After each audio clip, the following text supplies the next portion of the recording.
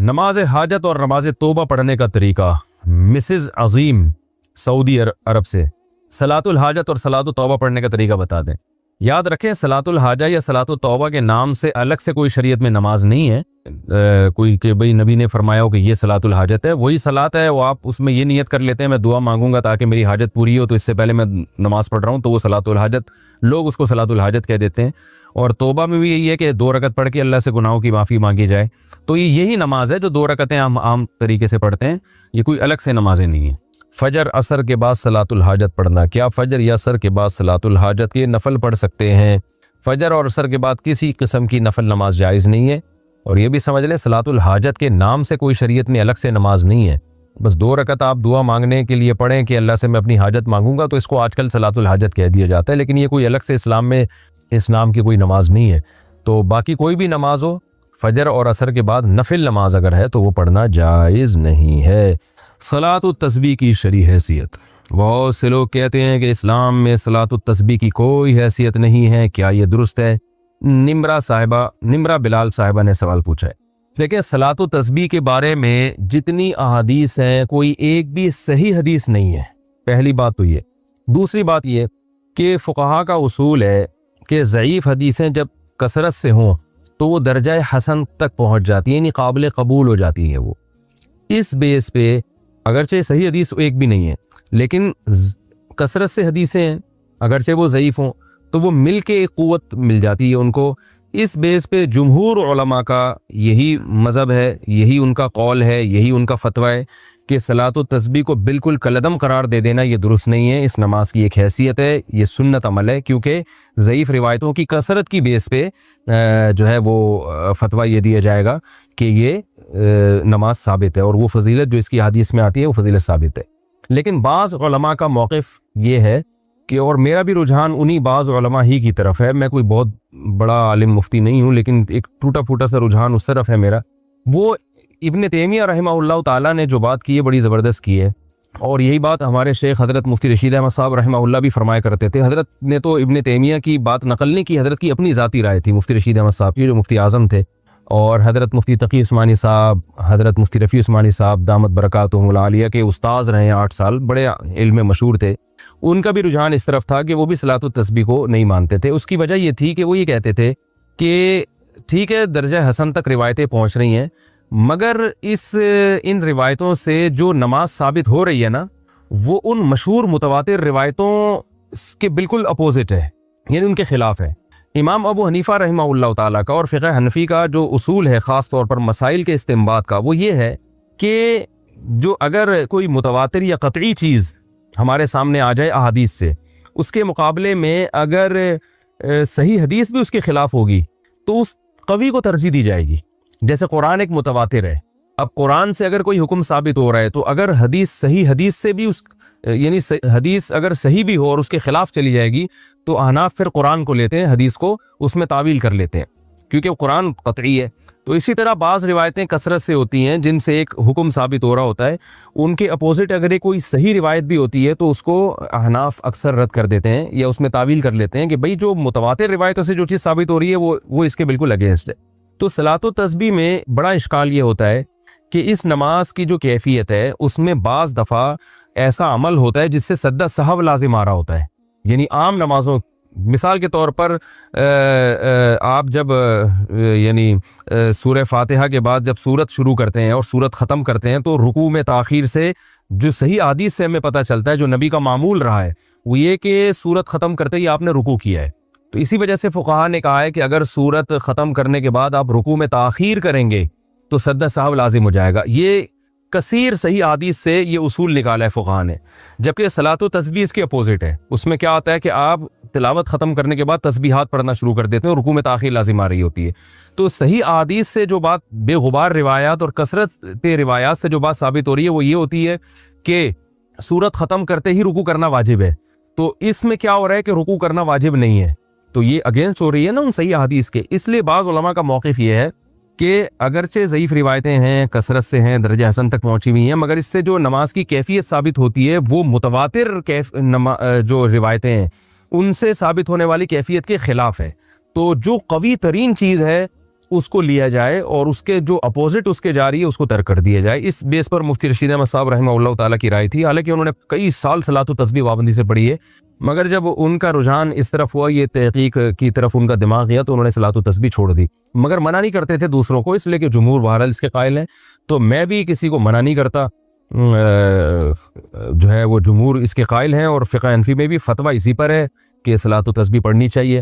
تو لیکن بعض علماء بہرحال اس طرف گئے. اور پھر میں نے بعد میں علامہ ابن تیمیہ رحمہ اللہ تعالیٰ کی تحقیق پڑھی, انہوں نے بھی یہ بات لکھی ہے کہ لم یثبت مثلہ بمثلہ, کہ جس قسم کی نماز ان روایتوں سے ثابت ہو رہی ہے صلاۃ و تسبیح والی, تو اس جیسی نماز جو صحیح روایتوں کے بالکل اگینسٹ جا رہی ہے اس کے لیے بہت مضبوط دلیل ہونی چاہیے. تو یعنی اتنی کمزور دلیل سے وہ ثابت اس کو نہیں کیا جا سکتا, کیونکہ یہ صحیح روایتوں کے اگینسٹ جا رہی ہے. یعنی جو مفتی رشید احمد صاحب کہا کرتے تھے, تو ابن تیمیہ رحمہ اللہ کی رائے بھی میں نے دیکھی کہ وہ بھی بالکل اس کے مطابق ہے. لیکن بہرحال جمہور اس کے قائل ہیں. علامہ ناصر الدین البانی رحمہ اللہ تعالی وہ صلاۃ و تسبیح کے قائل ہیں, اور انہوں نے اس مسئلے میں عبداللہ ابن مبارک رحمہ اللہ کی تقلید کی ہے, اور بالکل واضح لفظوں میں تقلید کی ہے. ان کی تحقیق جو میں نے پڑھی تو انہوں نے بتایا کہ اگرچہ ضعیف روایتیں ہیں, لیکن عبداللہ ابن مبارک رحمہ اللہ تعالی جیسا محدث, وہ کہتے ہیں جب وہ پڑھا کرتے تھے تو پھر ہم اس کو سنتی سمجھتے ہیں. تو یعنی کیونکہ عبداللہ ابن مبارک بہت بڑے محدث تھے, فقیہ بھی تھے, تو انہوں نے کہا کہ عبداللہ ابن مبارک نے چونکہ اس نماز کو افضل سنت قرار دیا اور ثابت قرار دیا ہے, تو اتنے بڑے محدث کی رائے کو میں فالو کر رہا ہوں. تو انہوں نے اس تقلید کا لفظ تو ذکر نہیں کیا, لیکن انہی کی تقلید میں, تقلید اسی کو کہتے ہیں کہ آپ کسی پر اعتماد کر کے کہ بھئی جب اتنا بڑا آدمی ایک چیز پہ فتویٰ دے رہا ہے تو میں بھی اس پر اعتماد کرتا ہوں. کہ اہل حدیث کا میرے پاس فون آیا کہ میں کسی لڑکی سے شادی کرنا چاہتا ہوں اس کے ابا کی اجازت کے بغیر, تو شریعت میں یہ جائز ہے؟ مجھے لگ گیا کہ یہ کوئی اہل حدیث ہیں. میں نے کہا کہ اہل حدیث کی نظر میں تو یہ جائز نہیں ہے. تو کہتے ہیں نہیں میں اہل حدیث سے نہیں, میں تو حدیث سے بتایا. میں نے کہا حدیثوں میں تو دونوں باتیں ملتی ہیں ہمیں, تبھی تو علماء کا اختلاف ہوا ہے اس میں. بعض حدیثوں سے پتہ چلتا ہے کہ ولی کی اجازت کے بغیر نکاح ہو سکتا ہے, بعض سے پتہ چلتا ہے کہ نہیں ہو سکتا. امام ابو حنیفہ نے ان حدیثوں کو لیا جس سے پتہ چل رہا ہے کہ ولی کی اجازت کے بغیر بھی نکاح ہو سکتا ہے, اور جن حدیثوں میں آتا ہے اجازت ضروری ہے اس میں تعویل کر دی انہوں نے. امام شافعی نے اور اہل حدیث علماء نے ان حدیثوں کو لیا کہ جن میں آتا ہے ولی کی اجازت کے بغیر نکاح نہیں ہوتا, ان حدیثوں کو اصل بنایا, اور جن میں آتا ہے کہ ولی کی اجازت کے بغیر نکاح ہو جاتا ہے ان حدیثوں میں تعویل کی انہوں نے. تو اب اختلاف جب پیدا ہو گیا تو اب یہ اختلاف حل نہیں ہو سکتا. اب یہی ہے کہ ایک فقہ کو فالو کریں آپ. تو میں نے ان کو سمجھایا کہ بھائی آپ چونکہ اہل حدیث ہیں اور ساری زندگی اہل حدیث علماء سے ہی فتویٰ لیتے رہے ہیں, تو یہ جائز نہیں ہے, آپ یہ کام نہ کریں. کہتے ہیں نہیں میں اہل حدیث نہیں, میرا کوئی مسلک نہیں ہے, میں تو قرآن و سنت کو مانتا ہوں. تو میں نے کہا اچھا مجھے بتاؤ, آج تک تو قرآن و سنت آپ اہل حدیث علماء سے پوچھتے رہے, آپ کا خیال یہ تھا کہ وہ آپ کو صحیح جواب دیں گے. آج آپ کو حنفی عالم کا خیال کیسے آ گیا؟ یہ لڑکی کا عشق جب دماغ پہ سوار ہو گیا اور بھوت سوار ہو گیا, تو اب حنفی مسلک آپ کو قرآن و سنت کے مطابق لگ رہا ہے. تو یہ ہے وہ فساد جس کی وجہ سے کہا جاتا ہے کہ ایک فقہ کو فالو کیا جائے. تو اگر کوئی اہل حدیث ہے تو پھر پراپر وے میں اہل حدیث فقہ کو فالو کرے. ہاں اہل حدیث کے کچھ مسائل اجماع کے خلاف ہیں, تو وہ آپ اس میں فالو نہیں کر سکتے. جیسے 3 طلاق میں اہل حدیث جو کہتے ہیں نا ایک ہوتی ہے, وہ میں 20 دفعہ بتا چکا ہوں, یہ صحابہ کا اجماعی مسئلہ ہے. ایک فقہ کو فالو کیا جاتا ہے ان مسائل میں جن میں صحابہ اور تابعین کا اختلاف تھا, ان مسائل میں نہیں جن میں صحابہ اور تابعین کا اجماع ہو گیا, ان میں کسی کو فالو, ان میں تو اجماع امت ہے تو وغیرہ. باقی اہل حدیث حضرات سے گزارش ہے کہ وہ اپنا کوئی فقہ مرتب کر لیں. 4 فقہ ہیں تو 5واں بھی ہو جائے گا, تو مرتب کر لیں تو ہم فتویٰ دے دیں گے بھائی چلو یہ بھی ایک فقہ ہے جس نے اس کو فالو کرنا ہے, اس کو کر لے. لیکن اہل حدیث کے ساتھ مسئلہ یہ کہ وہ مرتب فقہ ہی نہیں ہے, اکائیاں ہیں, وہاں سے کچھ فتویٰ, وہاں سے کچھ فتویٰ, وہاں سے کچھ فتویٰ. تو جیسے فقہ حنفی ہے, فقہ شافعی ہے, مالکی ہے, تمام مسائل فقہ حنبلی ہے, ایک پورا مرتب فقہ ہے. اس کے مفتابی قول ہوتے ہیں, راجح قول ہوتا ہے. پوری دنیا میں آپ جائیں ایک ہی آپ کو ملے گا بھائی اس میں فتویٰ اس قول پر ہے, یہی ان کا جو فقہی مذہب ہے وہ یہ ہے. لیکن ہمارے اہل حدیث بھائیوں کا ایسا ہے نہیں. تو کر لیں تو پھر ہم یہ کہہ دیں گے بھائی ایک فقہ ہے اس کو آپ فالو کر لیں, لیکن ایسا ہے نہیں. کر لیں اچھی بات ہے اگر ہو جائے تو, ورنہ تو یہ عوام تو پھر پاگل ہو جائے گی جس طرح سے چل رہی ہے. اس سے سوائے خلفشار پیدا ہونے کے اور امت میں مزید توڑ پیدا ہونے کے کچھ بھی حاصل نہیں ہوگا.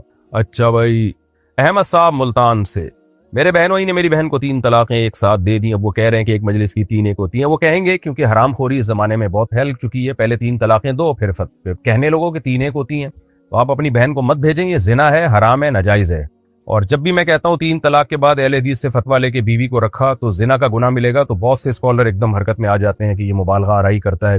پھر وہ حوالے پیش کرتے ہیں, فلانے کا قول بھی ہے, فلانے کا قول بھی ہے. بھائی صاحب قرآن و سنت میں 3 طلاقیں 3 ہی ہیں.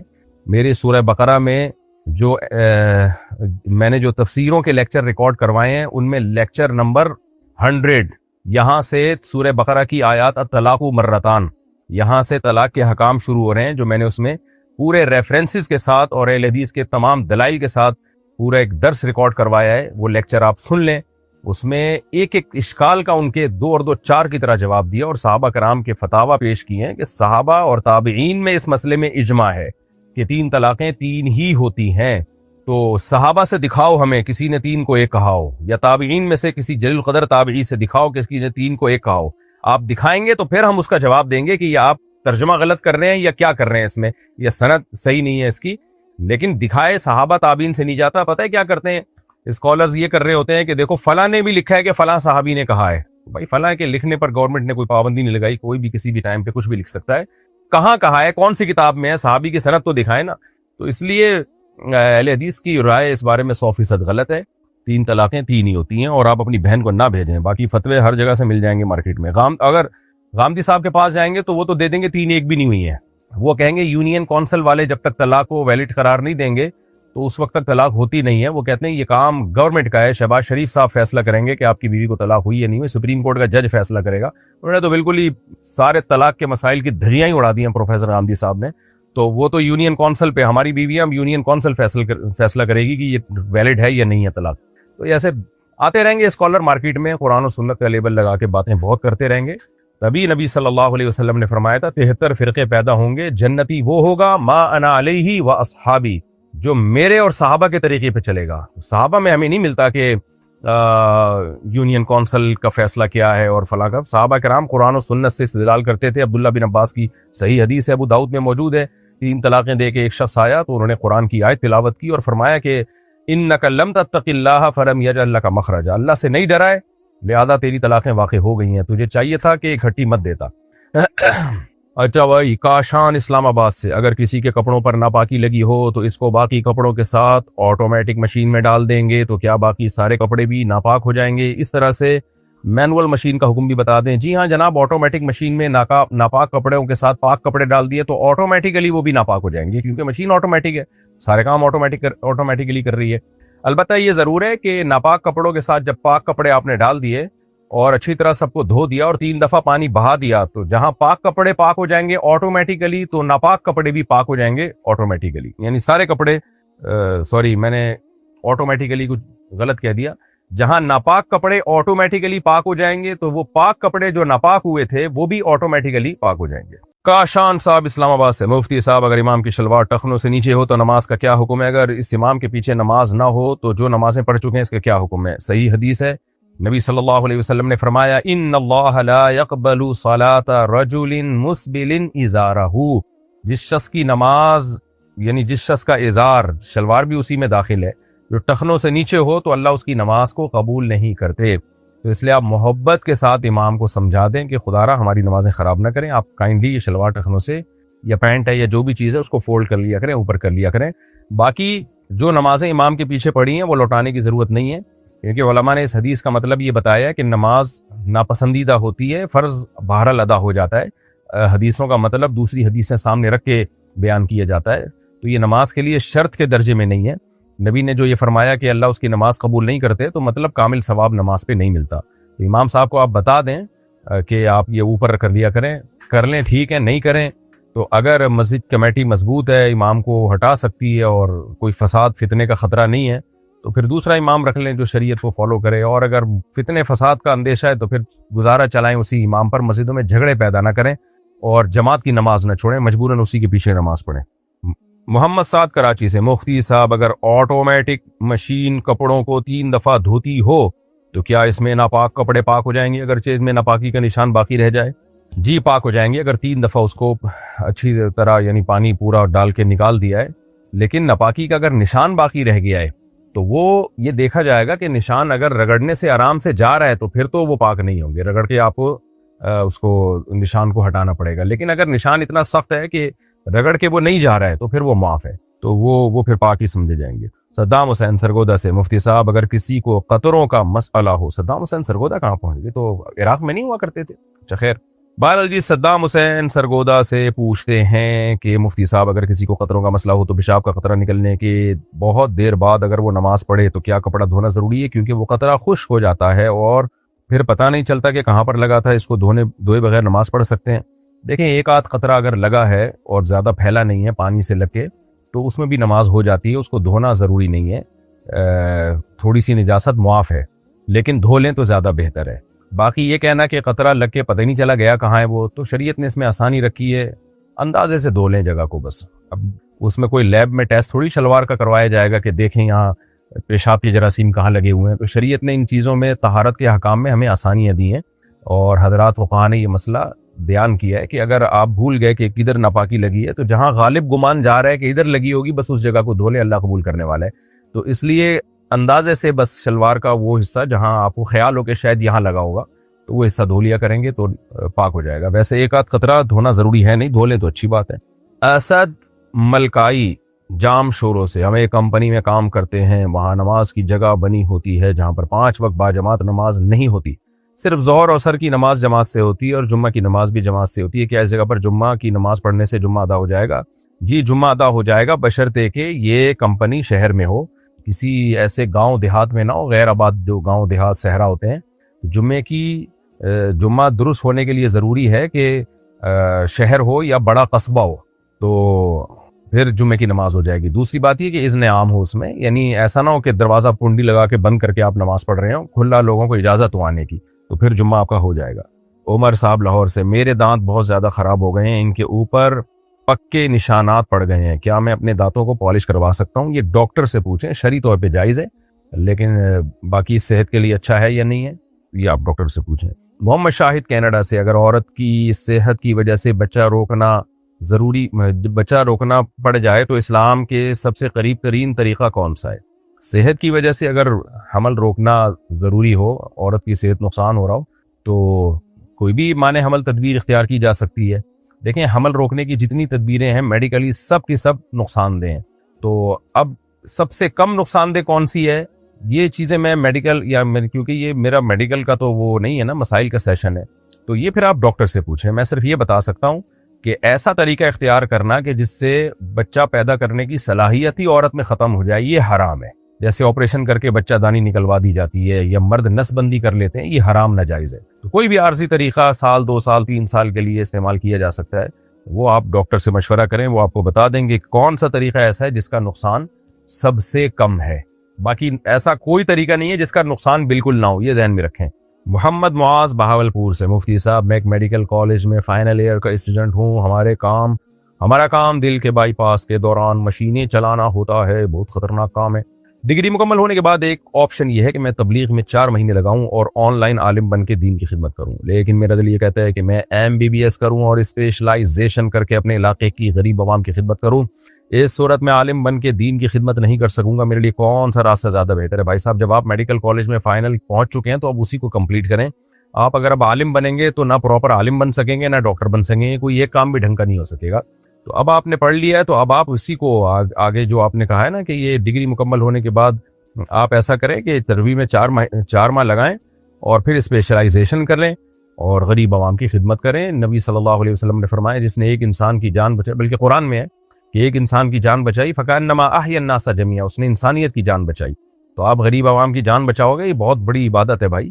تو اس لیے اب ایک ہی فیلڈ میں آپ مہارت پیدا کریں اور جو ضروری مسائل ہیں وہ علماء سے پوچھ لیا کریں یا آن لائن شارٹ کورسز کر لیں۔ میرے بھی تفسیر کے لیکچر ہیں، مفتی طارق مسعود اسپیچز پہ 500 سے زیادہ لیکچر ہیں قرآن کی تفسیر کے، وہ سن لیں تو بنیادی علوم انشاءاللہ آپ کو حاصل ہو جائیں گے۔ لیکن اب ایک فیلڈ کو آپ فوکس کریں جو میڈیکل سائنس ہے، تو اب اسی کو پراپر وے میں اسی کو فوکس کریں۔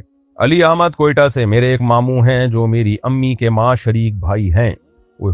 میرے ایک ماموں ہیں، کوئٹہ سے میں ایک ماموں نہیں ہوتے، ماشاءاللہ وہاں برکت، خاندان بڑے ہوتے ہیں۔ پشاور میں، کوئٹہ میں ماموں بھی ہول سیل کے حساب سے، خالائیں بھی ہول سیل، چچا بھی ہول سیل، بڑا اچھا نظام لگتا ہے۔ لیکن خیر، آپ کے صرف ایک ماموں ہیں، یا یہ وہ والے ماموں ہوں گے جو اس ٹائپ کے ایک ہی ہوں گے شاید، جو میری امی کے ماں شریک بھائی ہیں، یعنی امی کے ماں شریک، یعنی آپ کی امی کے ماں شریک بھائی، کیا مطلب؟ یعنی آپ کی امی کے ماں شریک بھائی، اچھا، یعنی آپ کی امی کے آپ کے ماموں اور آپ کی امی ایک تھیں، ابو الگ الگ تھے۔ میری امی اور ان کی والدہ ایک ہیں، ٹھیک ہو گیا، لیکن والد الگ الگ ہیں، تو کیا ان سے پردہ کرنا ضروری ہوگا؟ نہیں جناب، آپ کی امی کے ماں شریک بھائی ہوں یا باپ شریک بھائی ہوں یا ماں اور باپ دونوں شریک بھائی ہوں، سب محرم ہونے میں برابر ہوتے ہیں، اس لیے آپ پر یہ تو آپ آدمی ہیں تو آپ کیسے پردہ کریں گے؟ لیکن تو کیا ان سے پردہ کرنا، یہ تو اگر خاتون پوچھیں گی تو ان کا جواب یہ کہ پردہ کرنا ضروری نہیں ہے، یعنی امی کی جو ماں شریک بھائی ہوتے ہیں وہ بھی سگے ماموں ہی کہلاتے ہیں شریعت میں، یعنی محرم ہونے میں، تو وہ ان سے پردہ ضروری نہیں ہے۔ لیکن یہ علی احمد یہ یعنی خواتین پر پردہ ضروری ہے، خوب سمجھ لیں، پردہ مردوں کا سے متعلق نہیں ہے۔ عبد الرحمن بھائی اسلام آباد سے، اگر ایک آدمی فوت ہو جائے اور اس نے صرف ایک شادی شدہ بیٹی چھوڑی ہو اور اس کے بہن بھائی بھی زندہ ہوں تو میراث کسے ملے گی؟ سب کو ملے گی، لڑکی شادی شدہ ہو یا شادی شدہ نہ ہو، اس سے کوئی فرق میراث پہ نہیں پڑتا، میراث سب کو ملتی ہے، بہن بھائی جتنے بھی ہیں چاہے کنوارے ہیں یا میرڈ ہیں سب کو ملے گی۔ محمد عمران راول پنڈی سے، ایک اسکول ہے جو اپنے طلبہ کو ٹیسٹ فراہم کرتا ہے اور اگر کوئی باہر کا شخص خریدنا چاہے تو وہ خرید بھی سکتا ہے، ان کی پالیسی ہے کہ ان ٹیسٹس کو شیئر کرنا پالیسی کی خلاف ورزی ہے، مگر کچھ طلبہ وہ ٹیسٹ آگے شیئر کر دیتے ہیں، اگر ہم وہ ٹیسٹ استعمال کر لیں تاکہ اس کو پڑھ سکیں تو کیا یہ حرام ہے؟ مجھے سمجھ میں نہیں آیا، ٹیسٹ تو وہ ہوتا ہے، امتحان ہوتا ہے، وہ کیسے شیئر کر لیتے ہیں؟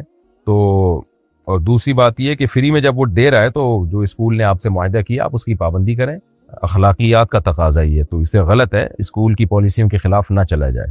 اچھا جی، ہمارا زمانہ قدیم سے، اس میں بھائی صاحب نے نام نہیں لکھا، ہمارا زمانہ قدیم سے بنجر زمین کا ٹکڑا تھا جس پر ایک شخص نے قبضہ کر کے کاشت کرنا شروع کر دی، قبضے کے 1 سال بعد پٹواری اور محکمہ مال کے پاس ہم نے ریکارڈ دیکھا تو وہ ہماری ملکیت نکلا، یعنی ریکارڈ میں ہمیشہ سے ہمارا تھا، اب عدالت اور قانون نے ہمیں ہمارے حق میں فیصلہ دیا ہے، قابض کاشتکار کا ریکارڈ میں کوئی حصہ نہیں، لیکن ہم نے ایک حدیث سنی ہے کہ اسلام میں جب مالک 3 سال تک کاشت نہیں کرتا تو اس سے زمین واپس لے لی جاتی ہے، تو قانون کے مطابق ہمیں زمین لے لینی چاہیے یا اسلام کے مطابق ہم اس زمین سے دستبردار ہو جائیں؟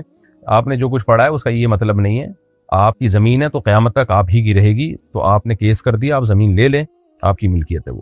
معاذ احمد گجرانوالہ سے، میں لاہور کے مضافات سے دور یونیورسٹی کے ہاسٹل میں رہتا ہوں، گھر سے ہاسٹل تک کا سفر شرعی نہیں بنتا لیکن گھر سے لاہور تک کا سفر شرعی بن جاتا ہے، اگر یعنی 78 کلومیٹر، اگر گھر سے ارادہ کر کے آؤں کہ اس ہفتے لاہور کا چکر لگانا ہے تو کیا اس صورت میں ہاسٹل میں قصر نماز پڑھوں گا یا مکمل؟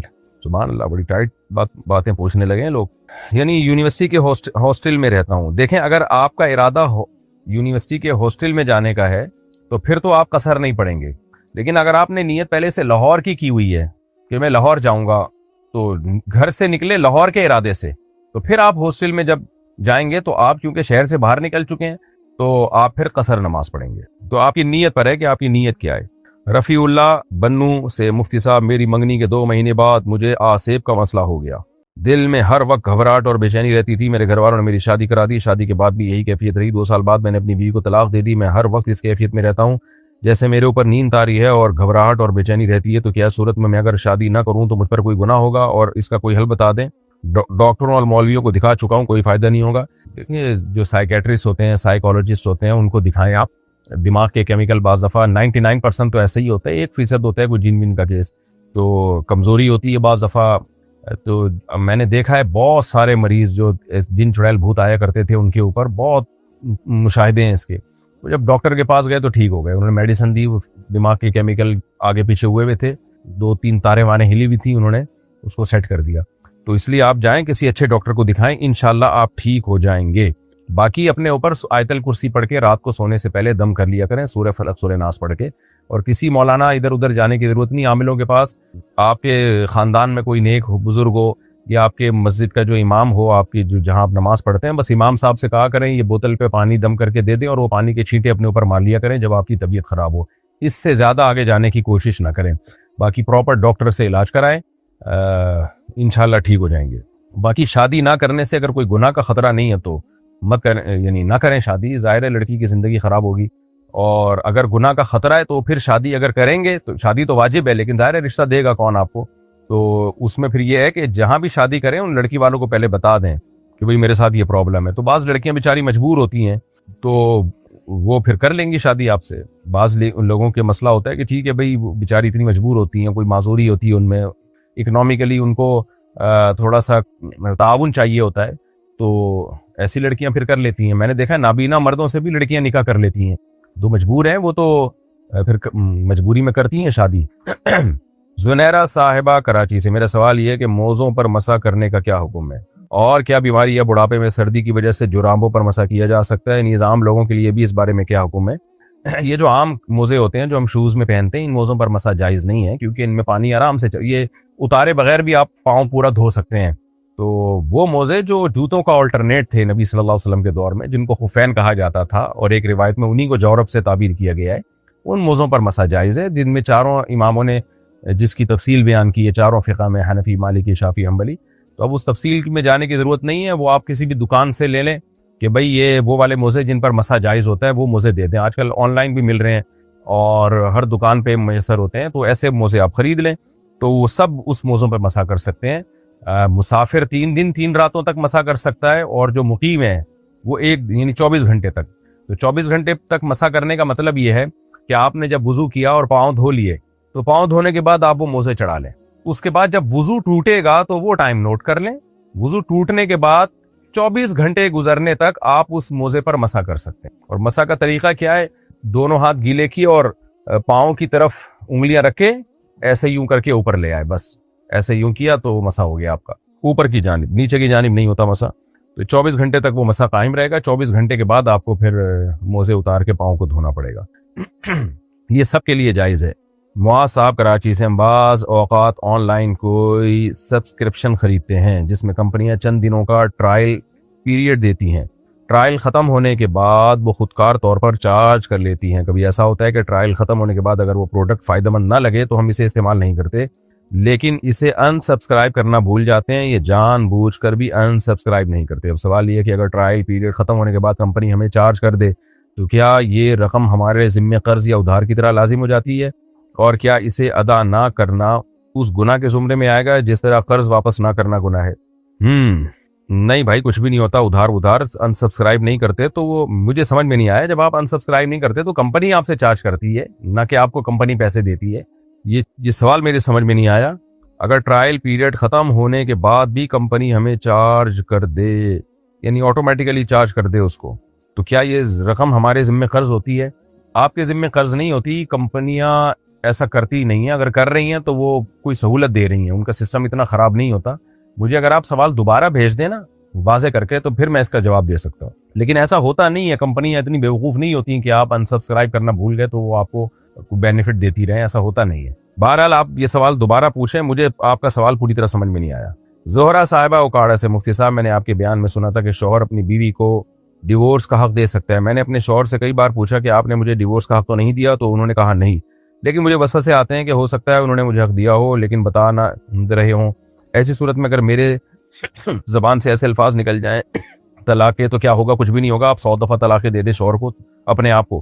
طلاق عورت کو جب اختیار دیا جاتا ہے تو عورت اپنے آپ کو طلاق دیتی ہے تو طلاق ہوتی ہے. تو آپ 100 دفعہ بھی دے دیں، کچھ بھی نہیں ہوگا. آپ کو وہم ہے. اور ڈاکٹر سے اگر آپ نے پہلی فرصت میں رابطہ نہیں کیا تو آپ کا یہ مسئلہ بڑھ جائے گا.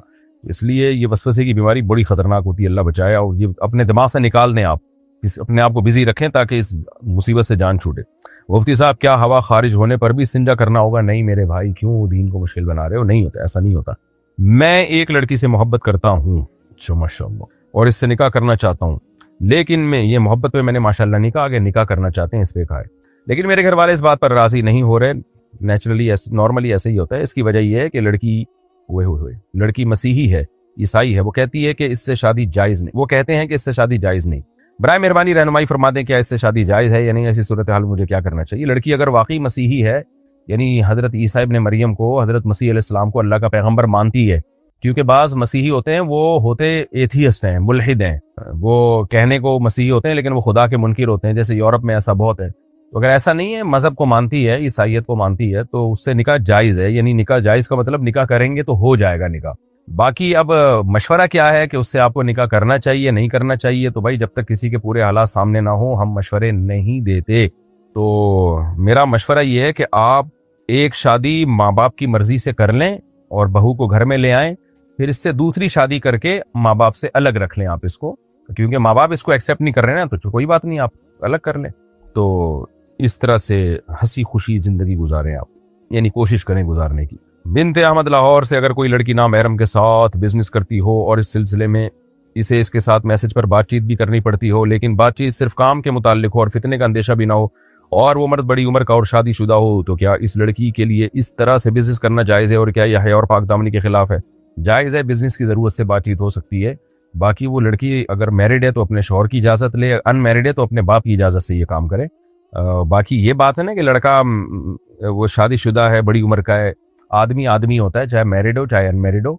लेकिन आपने बताया कि वो लड़की जो है वो सिर्फ ज़रूरत की हद तक बात करती है बिज़नेस के हवाले से, तो ठीक है, कर सकते हैं, लेकिन अपनी एहतियात करें बहरहाल, क्योंकि बेतकल्लुफ़ी होती है, फिर नाजायज़ में पड़ने का बड़ा ख़तरा होता है।